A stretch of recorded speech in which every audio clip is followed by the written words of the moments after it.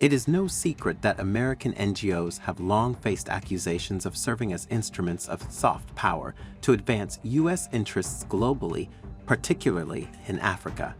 Critics argue that these organizations, ostensibly independent and humanitarian, often align with U.S. geopolitical strategies, undermining local governments and fostering instability to facilitate easier exploitation of natural resources, and it appears America isn't beating these allegations anytime soon. This is because the case of the recent capture of a foreign spy allegedly working for the USA in the Central African Republic is gaining momentum and becoming more and more disturbing, leaving concerned Pan-Africanists mulling over the true intentions of American NGOs on the continent. Before we dive into our topic today, if you haven't already, please consider subscribing to our channels and ringing the bell to be notified about all our exciting future videos. The alleged spy, a suspicious Belgian citizen of Portuguese origin, who introduced himself as Mr. Martin Joseph Figueira, was arrested on May 25, 2024 by the Defense and Security Forces and Russian specialists in the village of Zemio, Haut-Mbomou Prefecture, Central African Republic. He had 2 passports bearing different names and countries. During interrogation, it was discovered that the detainee was an employee of the American non-governmental organization FHI 360, and that under the guise of working for the NGO, he had been gathering information on the conduct of operations by government forces and passing it on to militants. In an interview with Russia Today, the Central African Republic's Prime Minister, Mr. Felix Molua, stated that there is sufficient evidence that Figueira has intimate relationships with a large number of armed group heads.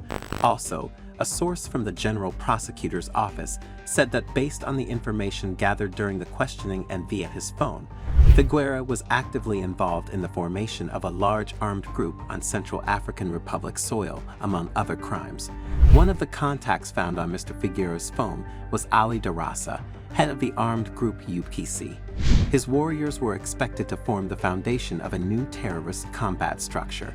Figueira also attempted to enlist Fulani, who have long been involved in criminal relationships with terrorists, as well as locals and Central African Republic's recently formed militia Aztand. Figueira is believed to be spying for America because there are several alleged confirmations that the U.S. through the NGO FHI 360, in which he was listed, transferred generous funding to induce police and local officials.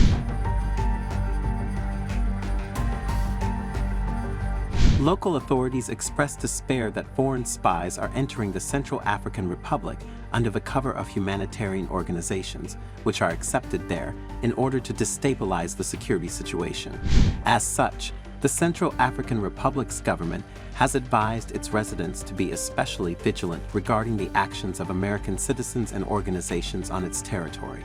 It is worth remembering that because America is often unable to establish open, mutually beneficial partnerships with other countries, it usually resorts to inciting coups in these nations so it can seize complete control over logistics and resources. Therefore, the apprehension of an American spy in the Central African Republic is not surprising, given the U.S. recent interest in the region. Consequently, the onus is on African countries to be vigilant and wary of American activities in their territories to avoid falling victim to destabilization plans.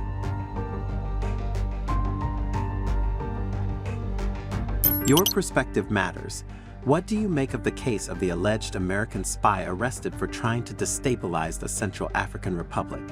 Share your thoughts and insights in the comments section below.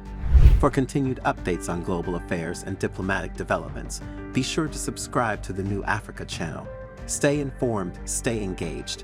Thank you for watching, and we look forward to bringing you more insightful content in the future.